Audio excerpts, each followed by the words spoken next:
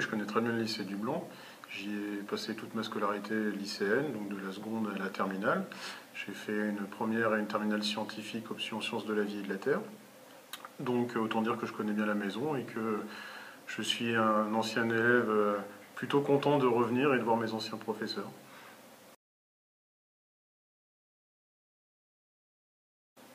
Alors aujourd'hui, je suis enseignant-chercheur à l'université de Cergy-Pontoise, de la Fédération universitaire de Versailles.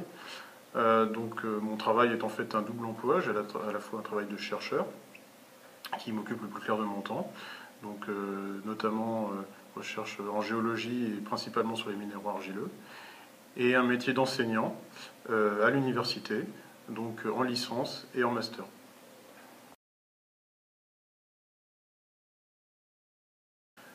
Alors, comment je suis passé du lycée Pasteur à l'université de Cergy-Pontoise? Tout d'abord, j'ai choisi ma formation, donc une formation licence en sciences de la Terre à l'université de Poitiers. Ayant réussi ma licence et voulant continuer dans cette branche, j'ai ensuite passé un master en sciences de la Terre, toujours à l'université de Poitiers, en me spécialisant dans le domaine des argiles. À la sortie de mon master, j'ai passé une thèse de doctorat en géologie, spécialisée sur les argiles, à l'Institut français du pétrole et à l'École normale supérieure de géologie de Paris.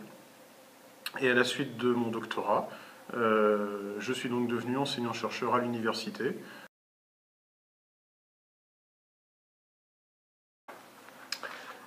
C'est important parce que, à la fois quand j'étais étudiant, c'est-à-dire à leur place, je me posais beaucoup de questions sur mon avenir, et à la fois en tant qu'enseignant, parce que les étudiants que j'ai devant moi ont du mal à s'adapter au système universitaire, sûrement par manque d'informations au lycée. Alors, malgré les efforts qui ont été faits ces dernières années au lycée en développant les CIO, les conseillers d'orientation, et à la fois avec le travail pédagogique des professeurs de lycée, il n'empêche que le renseignement sur les études universitaires reste encore limité. Et l'étudiant, en tout cas le futur étudiant, le lycéen, a beaucoup de mal soit à trouver une information, soit à se motiver à aller la chercher. Donc je pense qu'il est important pour eux de se préparer dès le lycée à une entrée à l'université, et pour cela, de faire venir des intervenants du système universitaire, ou pourquoi pas du système des grandes écoles, pour leur expliquer ce qu'il sera attendu d'eux à l'université pour qu'ils puissent réussir leur cursus.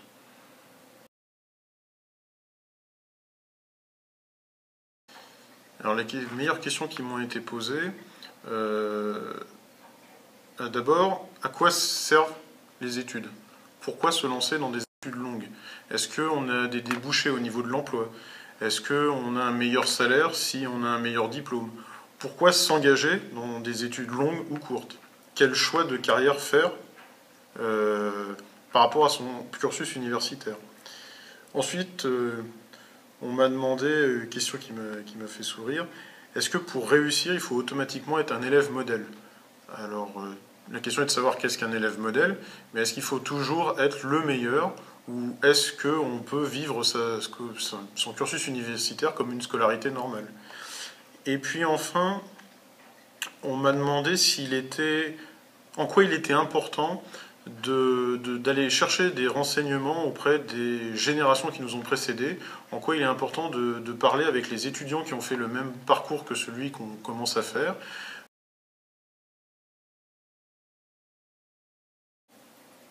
Alors, faire des études, ne pas s'arrêter au bac et avoir un objectif d'un diplôme supérieur, c'est important surtout pour son avenir et sa carrière.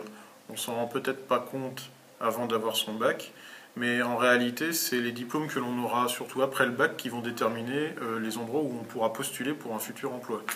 Il faut savoir que quelqu'un qui n'a que son bac, entre les 15 et 29 ans, a 15% de chances de se retrouver au chômage, alors que quelqu'un qui a un diplôme supérieur, donc de l'université par exemple, n'a que, entre guillemets, une chance sur 9 d'être au chômage. Donc il est important de ne pas s'arrêter au bac et de se lancer un objectif sur le plus long terme au niveau des études. D'autant plus qu'il n'est pas tout de trouver un travail, mais une fois qu'on l'a, il faut pouvoir en vivre. Et plus le diplôme est important, et plus le niveau de salaire est élevé. Donc il ne suffit pas non plus de se dire « je vais faire des études longues pour être bien payé ».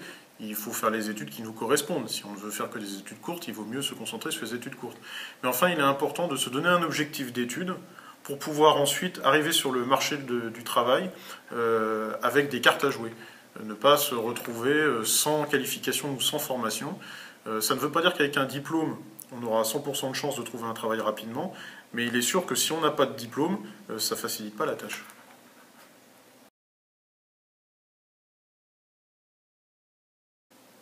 Alors, pour réussir son parcours universitaire, il ne faut pas forcément être un élève modèle au sens où on l'entend habituellement. Bon, d'abord, qu'est-ce qu'un élève modèle? Est-ce que c'est un élève qui est trop scolaire, très scolaire?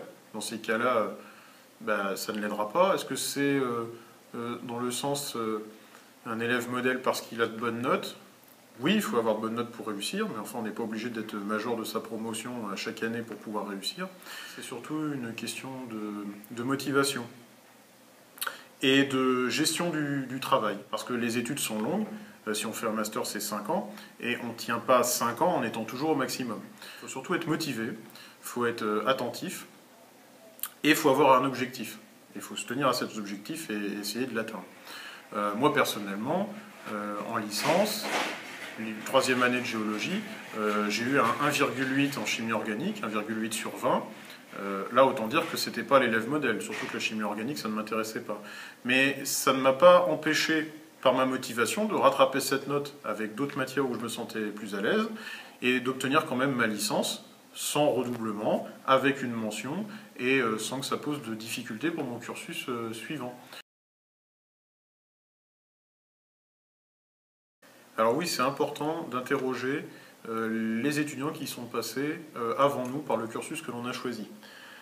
Pourquoi? Tout d'abord, quand on est étudiant et qu'on est jeune, on a tendance à ne pas croire les informations qui sont données par nos professeurs. Alors que si on discute avec des gens qui ou ont suivi le même cursus ou sont dans le cursus que l'on a choisi, on sera plus à l'écoute parce que c'est quelque chose de vécu et vécu très proche. C'est-à-dire que ce sont des gens qui sont à peu près du même âge, même s'ils sont un peu plus âgés, et qui ont vraiment vécu ce qu'on s'apprête à vivre. Et là, on a une oreille plus attentive.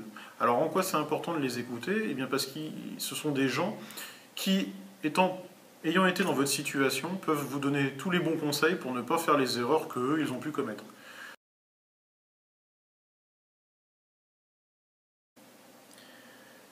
Non, pas forcément. On ne doit pas forcément aller dans une filière qui correspond à la meilleure note dans les matières qu'on a eues au lycée. Ce qui compte avant tout, c'est la motivation. D'abord, le système lycée et le système universitaire sont très différents. Et en réalité, quelqu'un qui a eu son bac avec difficulté ne peut pas déjà présager des difficultés qu'il aura à l'université. Il y a des personnes qui ont leur bac avec difficulté et qui réussissent très bien leur parcours universitaire. Et à l'inverse, des gens qui avaient de bonnes notes au lycée sont perdus dans le système universitaire et n'ont pas de bons résultats. Le système est tellement différent que même si on est moyen dans une matière au lycée, mais que c'est vraiment cette matière-là qui nous intéresse et qu'on est motivé, on peut réussir à l'université. Alors évidemment, la motivation ne fait pas tout. C'est un compromis qu'il faut trouver entre ses propres capacités et sa motivation. Si vous êtes motivé pour aller dans une filière, mais où vous savez que la matière ne vous convient absolument pas, là, ça ne marchera pas. Mais si au lycée, vous êtes moyen, par exemple, en mathématiques, et que vous êtes plutôt fort en physique, c'est pas pour autant que vous devez vous cantonner à l'université uniquement aux filières de physique. Si vous êtes vraiment motivé, vous pouvez aussi aller en mathématiques, même si vous étiez moins bon en mathématiques qu'en physique. C'est vraiment votre motivation face au nouveau système qui s'ouvre à vous en arrivant à l'université qui va faire que vous allez vous en sortir ou pas. Le seul cas de figure, c'est lorsque on n'a aucune idée de ce que l'on veut faire et donc qu'on n'est pas spécialement motivé, et ce pour aucune des matières. À ce moment-là, il vaut mieux rester à l'université si on veut continuer, rester dans le domaine dans lequel on excellait au lycée.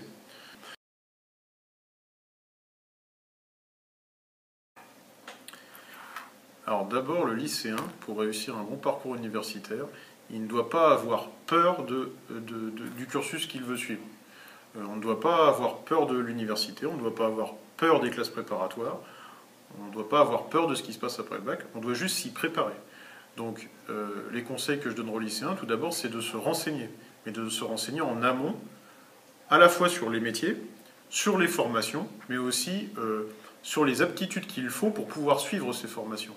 Il ne faut pas avoir peur, il faut se préparer à.